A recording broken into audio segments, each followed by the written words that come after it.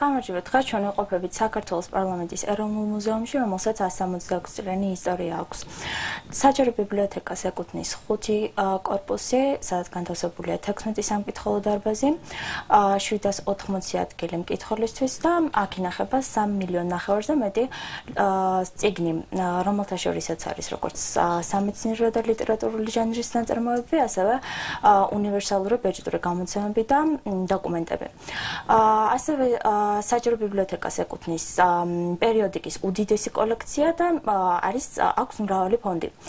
კონკრეტულად ახლა ჩვენ ვიყოფებით ქართოლოგიის განყოფილებაში.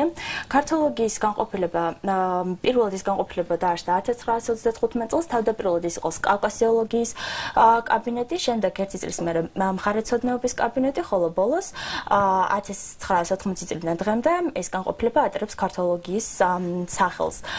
და ამაში დიდი ღვაწლი აქვს ცნობილ ბიბლიოფილს თამარ მაჭავარიანს.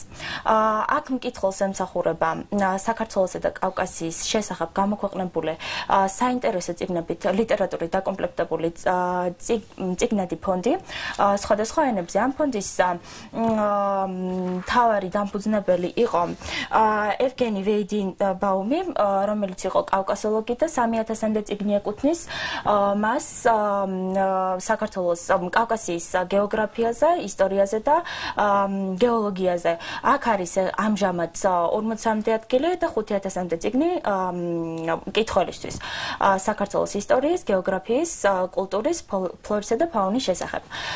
გარდა ამისა, სხვადასხვა ბეჭდური წყაროები და ენობრივი და თემატური კარტოგრაფები. ასევე აქ არის უმნიშვნელოვანესი ცნობები ნინკო მარის შესახებ. ნინკო მარი იყო ცნობილი ენათმეცნიერი, აღმოსავლეთმცოდნე და არქეოლოგი. ის დაიბადა 1864 წელს.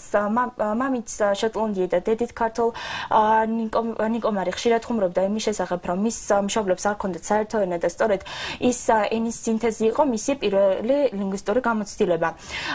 ხოლო ყმაწვილობაში ის იღებდა ექსპედიციებში მონაწილეობას, ხოლო ივანე ჯავახიშვილთან ერთად იყო სინას მთაზე, სადაც იკვლევდა ქართულ ენას. ასევე ამ მოგზაურობის შემდეგ მან დაწერა ჩამოაყალიბდა იაფეტური თეორემა, რომელიც განსაკუთრებული პოპულარობით სარგებლობდა საბჭოთა კავშირის დროს.